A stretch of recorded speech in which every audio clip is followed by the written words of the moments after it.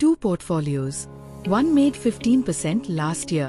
The other made 12%. Which one would you rather own? Most people say the 15% one instantly. That answer is incomplete. And by the end of this video, you'll know why. We're trained to compare investments on one number, the return. Higher number, better investment. It feels obvious. But a return by itself doesn't tell you what someone went through to get there. Did that 15% come from a smooth, steady climb? Or from a portfolio that swung wildly, up 40% one stretch, down 20% the next, and just happened to land at 15% when you checked it? Two portfolios can post the same headline return and be completely different investments underneath. Return alone answers, what did I make? It doesn't answer, what did I have to risk to make it?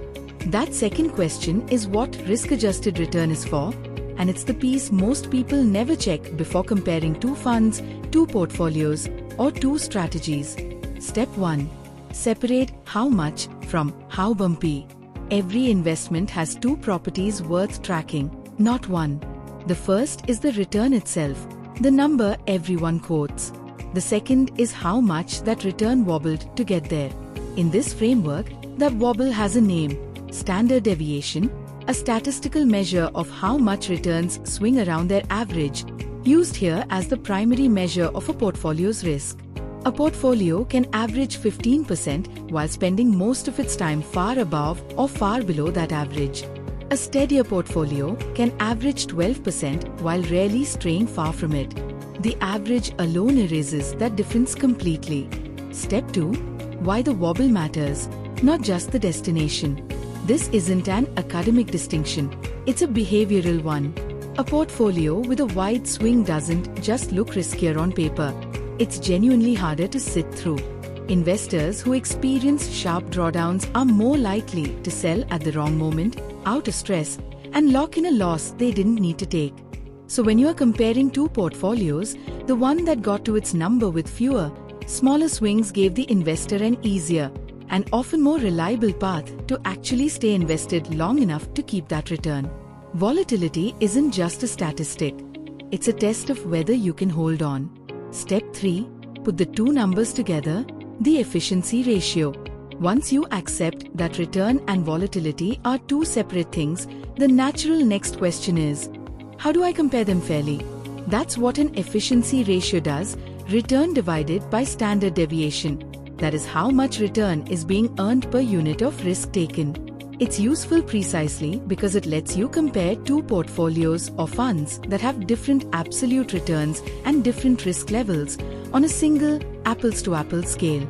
A portfolio earning 12% with low swings can post a better efficiency ratio than one earning 15% with high swings, because it's generating more return for every unit of bumpiness the investor had to tolerate. Step 4. This is why which fund is better is the wrong first question. Once you're thinking in risk-adjusted terms, which one made more money stops being the first thing you ask. The better first question is, for the return I'm getting, how much am I being shaken around to get it?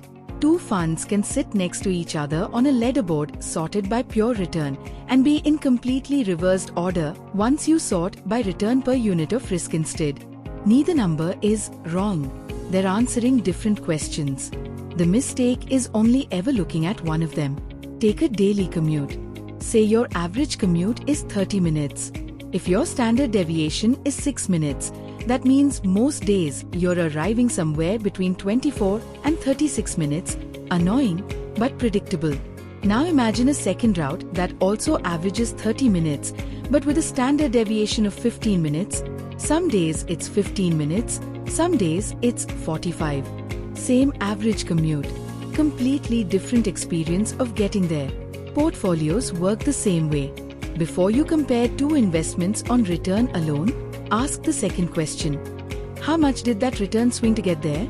A smoother 12% and a bumpier 15% aren't automatically better or worse. They're answering different questions about risk. Risk-adjusted return is simply the tool that lets you compare them honestly.